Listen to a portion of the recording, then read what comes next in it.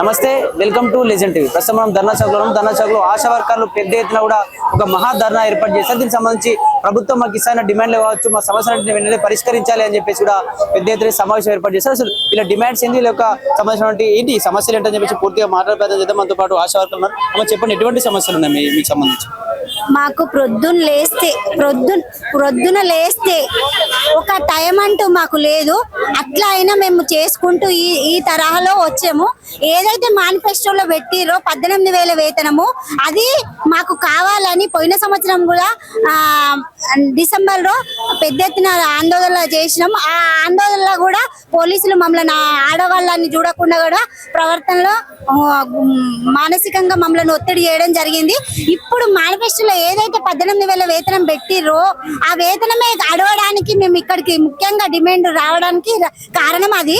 ఇంకొకటి ఏంటంటే మాకు ప్రమాద బీమా సౌకర్యం లేదు మాకు ప్రమాద బీమా సౌకర్యం, మాకు మట్టి ఖర్చులు. మేము కూడా ఇప్పుడు ప్రతి ఒక్కళ్ళము 20 ఏళ్ళు అవుతుంది మేము ఆశా వర్కర్ చేయబట్టి. ప్రతి ఒక్కరు 20 ఏళ్ళు అవుతుంది మేము చేయబట్టి.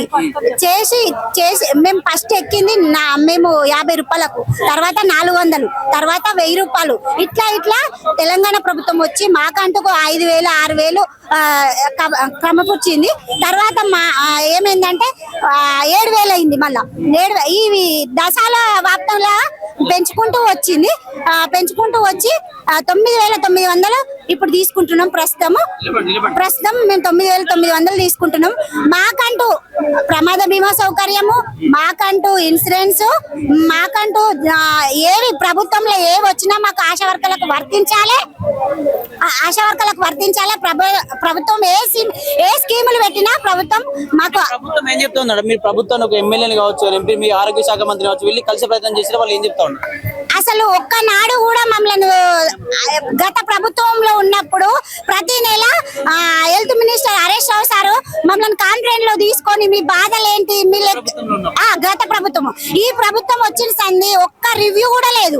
ఏదన్నా అంటే లెటర్ రాయండి, పక్కకు జరుగుండ్రి. కూటమి కప్స్ ఒక పేషెంట్ ఉండంగా ఆ పేషెంట్ తీసుకొని పోవాలి, కూటమి కప్స్ వాళ్ళని ఉంచమని మేము చేతులారా పట్టుకొని తీసుకుపోయి వాళ్ళని దగ్గరుండి చూపించాలి. ఒక్కొక్క పరిస్థితులలో కన్న బిడ్డ రావట్లేదు. అసలు మేము ఆశా వర్కర్లు అయి ఉండి వాళ్ళ ఎంబడి ఉండి మమ్మల్ని నమ్ముకొని బతుకుతున్నారు అని ప్రజలకు మేము సేవ అందిస్తున్నాం. మాకంటూ ఒక గుర్తింపు లేదు ప్రభుత్వం అంటే. అసలు మేము ఇక్కడికి రావడానికి ఎందుకంటే మేము చచ్చిపోతే కూడా మా కుటుంబ పిల్లలు భారం అంతా రోడ్ల పడిపోయే అవకాశం ఉంది. కాబట్టి ఈ ప్రభుత్వాన్ని కోరుకునేది ఏంటిదంటే మాకు ఒక ఫిక్స్డ్ వేతనము, మాకంటూ ఒక ప్రమాద బీమా సౌకర్యము, మాకంటూ జాబ్ చాట్ అని కొత్తది పెట్టినము. అది దశాలలో నడుస్తలేదు. 9 to 4 వరకు మేము ఉండాలి. మళ్ళీ నైట్ ఇంటికి 4కు పోయినాక తిందామా అని అన్నం పెట్టుకునే వరకు డెలివరీ కేసు కానీ లేకపోతే హార్ట్ పేషెంట్ కానీ ప్రతి ఒక్క ట్రీట్మెంట్ మేము చేసి, లేకుంటే మా నుండి కానప్పుడు అంబులెన్స్ ద్వారానన్నా మమ్మల్ని నమ్ముకున్నారు. కాబట్టి ప్రజలు మేము గవర్నమెంట్ హాస్పిటల్ కు సురక్షితంగా చేర్చుస్తున్నాము. వాళ్ళకు ఎటువంటి ఆలంకారం రాకుండా గవర్నమెంట్ నుండి సౌకర్యం వాళ్ళ హెల్త్ పరంగా మేము చూసుకుంటున్నాం. మాకంటూ ఏ ప్రభుత్వం కానీ గవర్నమెంట్ సౌకర్యం లేదు మా ఆశాలకు. ఎన్నో ప్రోగ్రామ్స్ చేసిరు, ఇంతకుముందు కూడా చాలా సార్లు ధర్నా చౌక్ చేసిరు, ఇక్కడనే పెద్ద ప్రోగ్రామ్స్ కూడా చేసి అయినా ప్రభుత్వం మాట్లాడలేదు. ప్రభుత్వం డబ్బులు లేవని చెప్తుంది, బడ్జెట్ లేదు, సమయం ప్రతిసారి త్వరలో అని చెప్తూ వస్తా ఉంది. మరి ఇప్పటికైనా పరిష్కారం అవుతుంది అనిపిస్తుంది ఈ ప్రోగ్రామ్ ద్వారా? ఈ ప్రోగ్రామ్ ద్వారా పరిష్కారం కావాలని మేము కోరుకుంటున్నాం. కాకపోతే ఇంకా పెద్ద ఎత్తు ప్రోగ్రాములు తీసుకొని ఎక్కడికక్కడ రాస్తారోకులు చేసి మేము ఊకుండేదే లేదని చెప్తున్నాము. ఇన్ని రోజులు చేసిన మీటింగులు వేరు, ఈ ధర్నాలు వేరు, ఇప్పుడు వేరు. ఎందుకంటే మేము మానసికంగా కుంగి కృషి అవుతున్నాం. ఎందుకంటే మాకు హెల్త్ సహకరిస్తలేవు, మాకు కూడా బీపీ షుగర్లు వస్తున్నాయి. కాబట్టి మా ఇంట్లో వాళ్ళు కూడా ఒప్పుకోవట్లేదు. కాబట్టి మాకు 18,000 వేతనం వచ్చేదాకా మేము రేవంత్ రెడ్డి 9,900 9,900 వస్తున్నాయి. సరిపోతలేదు. అవి ఏడుకో పోతున్నాయి. అసలు జీతం అంటూ లేనే లేదు. అది అసలు మళ్ళా తర్వాత గత ప్రభుత్వం ఉండగానే ఫస్ట్ కోడేది. అట్లాంటిది మేము పోయిన సంవత్సరం కూడా కొట్లాడితే ఫస్ట్ కేపించుకున్నాం. ఇప్పుడు మళ్ళా ఈ నెలలో 20 తారీఖు వచ్చినాయి మా సాలరీస్. మా సాలరీస్ రావడం లేట్ అవ్వట్లా. మా వాళ్ళకి అందరికి ఆగం అయిపోయింది. మాకు బీపీ షుగర్ ఉన్నాయి కదా కొంతమందికి, వాళ్ళు అట్లాంటి డబ్బులు ఇక్కడ టాబ్లెట్లు కూడా వస్తలేవు. గవర్నమెంట్ సౌకర్యం లేదు. రేవంత్ రెడ్డి సార్ వచ్చినాక ఎట్లాంటి సౌకర్యం లేదు మాకు అసలు. అంతకు ముందు స్కేల్ ఉండు, కొంచెం ఏదైనా టీబీ కప్స్ తీసుకోపోతే 1000 రూపాయలు ఉండు. అసలు ఇప్పుడు 2020 నుండి టీబీ పైసలే లేవు మాకు. అంటే మన రవాణా ఖర్చుల్లో కానీ లేకపోతే బీమా కానీ మనం ఉండను ఇంతకుముందు అప్పటి నుంచి ఓన్లీ 9,500 9,900 ఇస్తుంటే అంతే, అక్కడికి అయిపోతుంది. కనీసం రవాణా ఖర్చులు ఇవ్వకపోతుంది. లేదు రవాణా ఖర్చులు లేదు. 9,900 ఫిక్స్డ్ వేతనం లెక్క ఈ తెలంగాణ ప్రభుత్వం వచ్చినాక నిర్ణయించింది. అప్పుడు ఆశా డేకి పోతే టీ వద్దురు, టీఏడి ఇద్దురు. ఇప్పుడు అసలు ఆ ప్రభుత్వంలో ఉన్న సలహా ఈ ప్రభుత్వంలో లేదు. చెప్పండి, ప్రభుత్వం బడ్జెట్ లేదు, కొంచెం సమయం, ప్రతిసారి మీరు ఎన్నిసార్లు ప్రోగ్రామ్ పెట్టినా అదే చెప్తా ఉంది. మరి నిజంగా ప్రభుత్వంలో డబ్బులు లేవంటారా? అసలు ఏం చెప్తారు? అంటే మా యాదాద్రి భువనగిరి జిల్లా, నేను జిల్లా కార్యదర్శి మాట్లాడుతున్నాను. ఏంటంటే మా కనవాయికనే వాళ్ళ దాంట్లో బడ్జెట్ లేదా? గత ప్రభుత్వం బీఆర్ఎస్ ఉన్నప్పుడు మాకు 10 ఏళ్లలో 3 సార్లు పెంచారు. మాకంటూ గౌరవం ఇచ్చారు, యూనిఫామ్స్ ఇచ్చారు. ఒక హాస్పిటల్కి ఆశావాయిక వస్తే భయపడేది, పేషెంట్లు గిన ధైర్యంగా వచ్చేవాళ్ళు. ఇప్పుడు మాత్రము ఆ ధైర్యం అనేది లేదు. గవర్నమెంట్ హాస్పిటల్ రావాలంటేనే దండం పెడుతురు. మేము రాలేము, మీ హాస్పిటల్లో మేము చేయలేము, మేము కాన్పు కాలేము, ప్రైవేట్ పోతామని చెప్పి మాకు చెప్పకుండానే వెళ్ళిపోతురు. లేదు, మళ్ళా ఆపరేషన్ కైనా సక్రమంగా చేస్తురా అంటే అది చేయట్లేదు. టైంకి డాక్టర్స్ రారు, సిస్టర్లు చక్కగా పట్టించుకోరు. ఏమనంటే ఆశావాయికల్లో ఏం చేస్తారు మీరు అని ఏదో క్వశ్చన్స్ చేస్తారు. ఒక ఆశావాయిక తీసుకొని వచ్చిందంటే సరే మా అమ్మనే కదా తీసుకొని వచ్చింది, జాగ్రత్త చూసుకుందామని అంటే పేషెంట్ల ముందే తిడతారు. ఆ తిట్టడం వల్ల ఏంటి, ఆశావాయికనే ఇట్లా అంటుంది, మా అమ్మని ఏం పట్టించుకుంటది అని అంటారు. ఆశావాయిక చనిపోతే కింద మట్టి ఖర్చు కింద ఇయ్యరు. ఏముందని ఎంత జ్వరం వచ్చినా ఎంత ఇబ్బంది ఉన్నా కానీ సర్వే చేయించుకుంటారు. మొన్న వాగులు వచ్చినాయి, వర్షాలు పడి వాగులు వచ్చినాయి, దాటానికి మస్తు ఇబ్బంది అవుతుంది. అయినా కానీ ఫీవర్ సర్వే చేయాలని చెప్తారు. ఫీవర్ సర్వే చేయాలి అంటే మేము ఎంగిన మనుషులమే కదా, మాకు నొప్పులు అనేది ఉండయా, జ్వరాలు అనేది ఉండయా? సెలవులు ఇయ్యరు. చాలా ఇబ్బంది అవుతున్నారు. ఈ గవర్నమెంట్ మాకైతే చాలా ఇబ్బందిగా అనిపిస్తుంది. కాకపోతే గత ప్రభుత్వంలో ప్రతి నెల హరీష్ రావు సార్ మాకు రివ్యూ మీటింగ్ లెక్క అందరికి తీసుకున్న వారిక మాకు మంచి పేరు అనేది వచ్చింది. ఇప్పుడు ఎలాంటి లేవు, ఎలాంటి వీడియో కాన్ఫరెన్స్ లేవు. అసలు ఆశ నువ్వేందమ్మా ఇక్కడికి వచ్చినావు, నువ్వే చేయ ఆపరేషన్, నువ్వే చూడు, మాకేం అవసరం అని అంటున్నారు. ఈసీజీ లేకపోతే ఆపరేషన్ చేయనని చెప్తున్నారు, టైం ఉందని చెప్తున్నారు. లోపల బేబీకి ఏమన్నా అయితే రెస్పాంసిబుల్ ఎవరైతుంది? 24 గంటలు మేము ఊళ్ళో తిరుగుతాం, మేమైతాం రెస్పాంసిబుల్. జనాలల్లో మంచి పేరు ఉన్నది మాకు. డాక్టర్ ఏముంది, నెలకు ఒకసారి వస్తాడు పోతాడు వాళ్ళని చూడడానికి. మేమైతే ప్రతిరోజు అయితే 24 గంటలు అయితే దిగాలిగా. షుగర్ టాబ్లెట్లు, బీపీ టాబ్లెట్లు ఇవ్వమని చెప్తారు, సరే ఇచ్చేసుకుంటాం. కానీ 9 గంటల నుంచి 4 గంటల దాకా మా సబ్ సెంటర్ డ్యూటీలు వేయడం ఏంది? అందరు ఆశ చదువుకున్న వాళ్ళు ఉన్నారా? ఉండదు కదా. మా బీపీ టాబ్లెట్, షుగర్ టాబ్లెట్ ఇచ్చేవి పోయి జ్వరం వచ్చింది, ఆ పేషెంట్ కు పారాసిటమాల్ టాబ్లెట్ ఇచ్చేది పోయి షుగర్ టాబ్లెట్ ఇస్తే పరిస్థితి ఏమవుతుంది? ఇలాంటి మాపు చెయ్యాలి. చేసి మమ్మల్ని ఏంటంటే ఫీల్డ్ విధంగానే మమ్మల్ని చూసుకున్నారు. అదే విధంగానే ఈ ప్రభుత్వం కింద మన ఫీల్డ్ మీదనే ఉండాలి, సబ్ సెంటర్ డ్యూటీలు వద్దు. మళ్ళీ ఏదన్నా ఆశకి ఏదన్నా అయినా కానీ మన ప్రభుత్వమే, మన గవర్నమెంట్ హాస్పిటల్ మాకు ఏదన్నా చూపించాలి, ఎంబడే పట్టించుకోవాలి, మాకంటూ గుర్తింపు తేవాలి. మాకు 18,000 జీతం మేము అడగక ముందుకే ఇస్తామని ఆశ చెప్పిండు, కానీ ఇంతవరకు ఏం చేయలేదు. కనీసం మాకు రెస్పెక్ట్ ఇవ్వట్లేదు, జీతం పెంచలేదు. ఇది మాకు చాలా కష్టంగా అనిపిస్తుంది. బస్సుకి ఇచ్చిండు కానీ రాత్రి పూట మాకు పోయినప్పుడు గవర్నమెంట్ హాస్పిటల్లో రెస్పాండబుల్ ఏముంది అంత. అసలు మీరు ఎందుకు వచ్చారు, మీ ఆశ ఎందుకు వచ్చినావు, మనం బయటికి వెళ్ళిపో అంటే బయటలో అయితే మాకేంది ఫెసిలిటీ ఏంది, ఎవరన్నా రేపు మంచి రోజులు లేవు ఏమన్నా అవుతుంది అప్పుడు మాకు ఎవరు. ఇదివరకేమో ఒక రూమ్ ఇచ్చేది మాకు ఆశావాయికి రూమ్ ఇచ్చినప్పుడు అప్పుడు మేము ఉండేది డ్రెస్ చేంజ్ చేసుకునేది అక్కడ ఉండేది, మాకు మంచి ఫెసిలిటీ ఉండేది. ఇప్పుడు అలాంటి ఏం లేదు. మాకైతే ఒకటే 18,000 జీతం రావాలి, ప్రతి నెల 1వ తారీఖున మా జీతం రావాలని మేము మనస్ఫూర్తిగా కోరుకుంటున్నాము. ఈ వీడియో కాన్ఫరెన్స్ కానీ జీతాలు పెంచమన్నప్పుడు పెంచాలి ఎట్లాంటివి ఏమన్నా చేసిందా? చేయండి.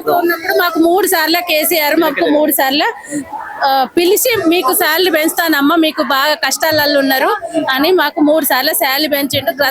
మళ్ళీ గవర్నమెంట్ వస్తే కూడా మాకు 21,000 చేస్తా అని కేసీఆర్ సార్ మాట ఇచ్చిండు. గవర్నమెంట్ రాలేదు. ఈ లోపే కాంగ్రెస్ గవర్నమెంట్ ఉన్నప్పుడు ఏం చేస్తే మ్యానుఫ్యాక్చర్ లో మీకు 18,000 పెడతానమ్మా, నేను గెలవగానే మీకు 18,000 ఫిక్స్డ్ వేతనం ఇస్తా అని ఇప్పుడున్న గవర్నమెంట్ చెప్పింది. ఆ మాట ప్రకారమే మాకు ఇవ్వాలని మేము ఈ రోజు ఇందిరా పార్క్ వచ్చి ధర్నా చేస్తున్నాం. మేము గతంలో కూడా కమిషనర్ ఆఫీస్ దగ్గర చేసినాం, మేము ధర్నాలు చేస్తూనే ఉన్నాము. ఇప్పటికి కూడా రేవంత్ రెడ్డి సార్ మాకు ఇప్పటి వరకు ఇయ్యకపోతే మేము ఊకునేదే లేదు, ఇంతకంటే ఇంకా పెద్ద పెద్ద ధర్నాలు చేస్తాము. రేవంత్ రెడ్డి సార్ దిగి గద్దె దిగి నేను ఇక ప్రభుత్వాన్ని ఏలుకోను నాకు వద్దు అని దిగేదాకా మేము ఊకునేది లేదు. మేము ఊకోము కూడా. మేము చిన్న చిన్న ధర్నాలు ఏం చెయ్యం. మేము చాలా మంది ఉన్నాం, ఆశాలంటే తక్కువ ఏం లేము. అందరు ఆకలి మంటతోటి ఉన్నారు. ఒక్కొక్కరు 10,000 జీతం వస్తే 5,000 ఇంటికి రేయ కడతాండ్రు. 5,000 ఈ రోజులలో బతికే కాలమేనా ఇది? 5,000 మొన్న ఒక నెల జీతం వెనక ముందైతే అందరు అల్లతల్లమైనరు. ఒక రోజు గవర్నమెంట్ హాస్పిటల్ పోతే ఒక ఆశకు విలువ లేదు. గత ప్రభుత్వం ఉన్నప్పుడు ఒక ఏఎన్సీ టార్గెట్ పెట్టింది. ఇప్పుడు టార్గెట్ ఎట్లయితే అండి, ఇప్పుడు గత ప్రభుత్వం ఉన్నప్పుడు ఏఎన్సీకి 12,000 రూపాయలు వచ్చేది. ఈ ప్రభుత్వం వచ్చినాక 12,000 లేవు. ఎన్సిడి కిట్ అని ఇచ్చేది, న్యూట్రిషన్ కిట్ ఒక గర్భిణీ స్త్రీకి న్యూట్రిషన్ కిట్ ఇచ్చేది, నెయ్యి వచ్చేది, అలా ప్రతి ఒక్క ఐటమ్ వచ్చేది, 2 చీరలు ఇచ్చేది, పిల్లలకు బట్టలు వచ్చేది. ఇప్పుడు ఏది లేదు. ఈ గవర్నమెంట్ వచ్చిన కానుండి అన్ని పోయినాయి. టార్గెట్ అంటే ఎట్లయితుందండి? ఇప్పుడు అవన్నీ పోయినాయి. ఇప్పుడు ఎందుకు వస్తారు వాళ్ళు గవర్నమెంట్ హాస్పిటల్ కు? అప్పుడు హరీష్ రావు ప్రతి నెల వీడియో కాన్ఫరెన్స్ పెట్టి మాట్లాడేది. గవర్నమెంట్ హాస్పిటల్లో ఎవరు పట్టించుకోకుండా పలాని మేడం పట్టించుకోలేదని చెప్తే వెంటనే వాళ్ళ మీద చర్య తీసుకునేది. ఇప్పుడు మాకు వీడియో కాన్ఫరెన్స్ లేదు, చర్య లేదు. ఇప్పుడు డెలివరీకి పోయిన పేషెంట్లు కూడా చాలా మంది చనిపోయినరు. అది ఎవరి బాధ్యత అవుతుంది? ఆశ బాధ్యత అవుతుంది. ఎందుకంటే మేము ఊర్లో ఉండి మేము తీసుకొని పోతామని. ఇప్పుడు గవర్నమెంట్ డెలివరీలు చాలా తగ్గినాయి. గవర్నమెంట్ వచ్చినాక హరీష్ రావు ఉన్నప్పుడు గవర్నమెంట్ డెలివరీలు మన రాష్ట్రంలో మస్తు హై లెవెల్లో ఉండేది. అట్లాంటిది హరీష్ రావు సార్ పోయిండు, గవర్నమెంట్ డెలివరీలు మొత్తం తగ్గిపోయినాయి. నార్మల్ డెలివరీలు తగ్గినాయి, గవర్నమెంట్ హాస్పిటల్లు తగ్గినాయి. ఏఎన్సీలు టార్గెట్ అని పెట్టి మమ్మల్ని అట్లా ఇబ్బంది పెడతారు. 12,000 వాళ్ళకు 12,000 13,000 వచ్చేది ఏఎన్సీకి. అట్లా ఇప్పుడు ఆ డబ్బులన్నీ వస్తలేవు కదా. వాళ్ళు గవర్నమెంట్ హాస్పిటల్కి ఎందుకు వస్తారు? రారు. అవన్నీ వస్తానే కాబట్టి అప్పుడు వచ్చేది 1,200 వచ్చేది. అట్లా వాళ్ళు వచ్చేది. ఆశకైనా పేదోళ్ళు వాళ్ళు వీళ్ళు ఉంటారు, న్యూట్రిషన్ ఫుడ్ వచ్చేది, ఇవన్నీ బెనిఫిట్స్ ఉండేది కాబట్టి వచ్చేది. ఈ గవర్నమెంట్ వచ్చిన కానుంచి ఏఎన్సీలకు ఏ బెనిఫిట్ లేదు, ఆశాలకు ఎలాంటి బెనిఫిట్ లేదు, ఏది లేదు.